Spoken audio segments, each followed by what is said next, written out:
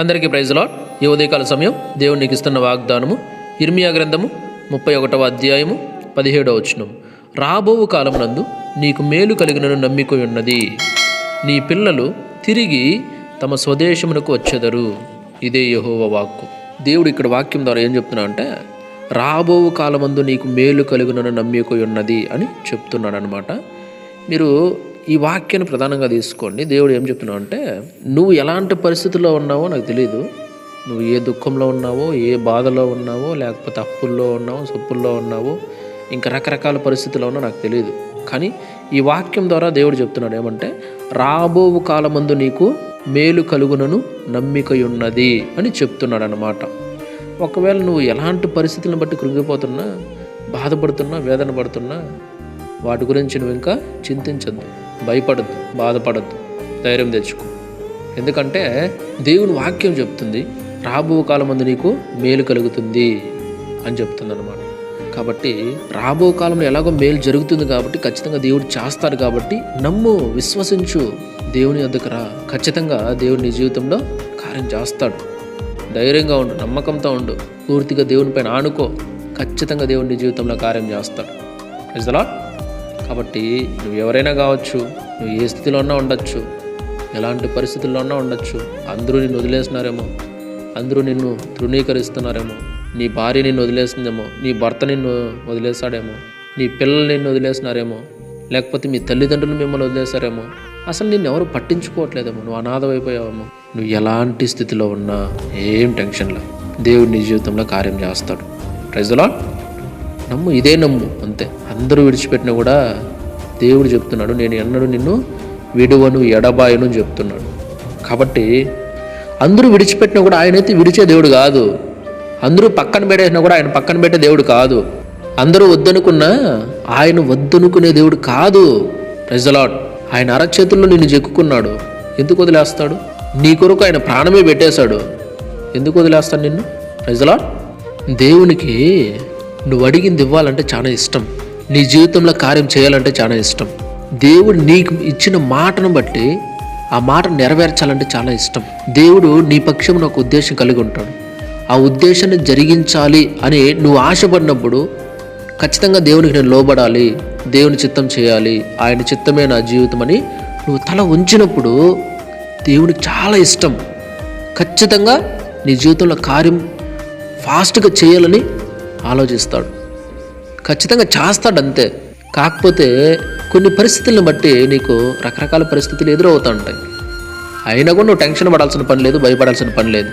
దేవుడే వాటన్నిటిని తీసేస్తాడు. Praise the lord.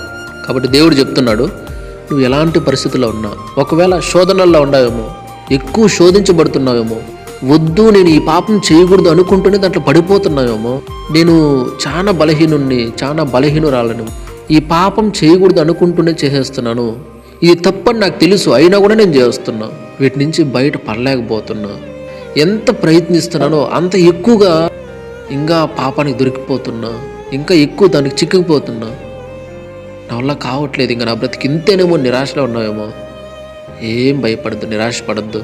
దేవుడు ఖచ్చితంగా వాటి నుంచి నిన్ను విడిపిస్తాడు. అది ఎలాంటి శోధనైనా సరే, ఎలాంటి బలహీనత అయినా సరే, ఎలాంటి బంధకాలైనా సరే, ఖచ్చితంగా వాటి నుంచి దేవుడే నిన్ను విడిపిస్తాడు.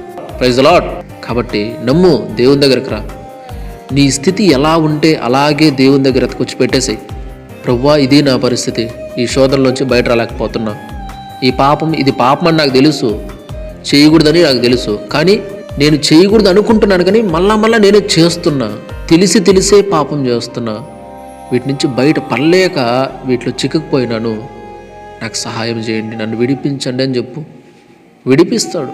చూడండి, దేవుని వాక్యం చెప్తుంది, ఎవరు ఎలాంటి పరిస్థితిలో ఉన్నా కూడా రాబో కాలమందు నీకు మేలు కలుగును అని ఒక నమ్మిక ఉన్నది. దేవుడే చెప్తున్నాడు. కాబట్టి మీ జీవితంలో దేవుడు రాబో కాలంలో మేలు చేయబోతున్నాడు. కాబట్టి ధైర్యంగా ఉండండి, నమ్మండి. పడిపోయిన స్థితిలో ఉన్నారు, శత్రువుకి ఒకే మాట చెప్పండి, శత్రువా నా మీద అతిశయపడద్దు, నేను క్రింద పడినను తిరిగి లేతును అని చెప్పు. Praise the lord. నేను ఒకవేళ అంధకారంలో ఉండొచ్చు, కానీ యెహోవా నాకు వెలుగై ఉన్నాడు అని చెప్పు. నేను బలహీనున్నే, కానీ నా దేవుడు బలవంతుడని చెప్పు. నేను పడిపోతున్నా, కానీ నా దేవుడు నిలబెడతాడని చెప్పు. Praise the lord. పడిన చోట కూర్చోవద్దు, మోకాళ్ళు వేసి తండ్రి నా పరిస్థితి ఏంటి, నిలబెడతారా, ఇంతేనా నా బతుకు అడుగు, ఖచ్చితంగా దేవుడు కార్యం చేస్తాడు. Praise the lord. కాబట్టి ఈ సమయంలో ఎవరెవరు ఎలాంటి పరిస్థితుల్లో ఉన్నా, ఎలాంటి స్థితిగతుల్లో ఉన్నా మీ జీవితంలో దేవుడు కార్యం చేయబోతున్నాడు. ఒక్కటే నమ్మండి, దేవుడు కార్యం చేయబోతున్నాడు. Praise the lord. కాబట్టి ప్రతి ఒక్కరు కూడా రండి, దేవుని దగ్గరికి రండి. నువ్వు ఎలాంటి స్థితిలో ఉన్నా, ఎలాంటి బలహీనతలో ఉన్నా దేవుని దగ్గరికి రా. ఖచ్చితంగా దేవుడు నీ జీవితంలో కార్యం చేస్తాడు. Praise the lord. రండి ప్రార్థన చేసుకుందాం. మహాపరిశుద్ధుడ, మహోన్నతుడ, సర్వాధికారి స్తోత్రాలు, వందనాలు చెల్లించుకుంటున్నాము తండ్రి. దేవా, మరొకసారి ఈ ఉదయకాల సమయంలో దేవా, మా జీవితంలో రాబో కాలం ముందు దేవా మేలు కలుగున నమ్మిక ఉన్నదని మాట్లాడినందుకు స్తోత్రాలు. రాబో కాలంలో మా జీవితంలో కార్యం చేయబోతున్నందుకు స్తోత్రాలు. ఎవరు ఎలాంటి కన్నీటితో, వేదనతో, దుఃఖంతో నలిగిపోతున్న వారి జీవితంలో కూడా మీరు వాటిని ఆనంద బాష్పాలుగా మార్చబోతున్నందుకు స్తోత్రాలు. ఒకవేళ అనారోగ్య స్థితిగతుల్లో ఉంటే, రోగముల చేత బాధపడుతుంటే, ఎందుకు నాకు ఈ బ్రతుకు, ఈ రోగముల చేత భరించలేక ఎందుకు నా బ్రతుకు, చనిపోతే బాగుండు అనుకుంటున్నారేమో, వారి జీవితంలో కూడా మీరు కార్యం చేసి వారిని స్వస్థపరచబోతున్నందుకు స్తోత్రాలు. శోధనలతో, బంధకాల్లో చిక్కుకుపోయి ఎలాంటి స్థితిగతుల్లో నేను పాపం చేయకూడదు అనుకున్నా కూడా చేస్తూ అలాంటి స్థితికి పడిపోయినారో వారి జీవితంలో కూడా వారిని లేవనెత్తి బలపరచబోతున్నందుకు స్తోత్రాలు, వందనాలు చెల్లించుకుంటే, ఇంకా ఎవరెవరు ఎలాంటి స్థితిగతుల్లో ఉన్నారో అందరి జీవితాల్లో దేవా మీరు కార్యం చేయబోతున్నందుకు స్తోత్రాలు చెల్లించుకుంటూ, దేవా ఈ వాక్యం ద్వారా అందరినీ బలపరిచినందుకు స్తోత్రాలు చెల్లించుకుంటూ, ఈ వాక్యాన్ని ఎంతమంది అయితే చూస్తున్నారో, వింటున్నారో, షేర్ చేస్తున్నారో పేరు పేరున అందరినీ జ్ఞాపకం చేసుకోండి. దీవించమని, ఆశీర్వదించమని, సహాయం చేయమని యేసయ్య పరిశుద్ధ నామములో ప్రార్థించి స్తుతించి గణపరిచి వేడుకుంటున్నాం తండ్రి. ఆమేన్. దేవుడు మీ అందరిని దీవించి ఆశీర్వదించును గాక. ఆమేన్.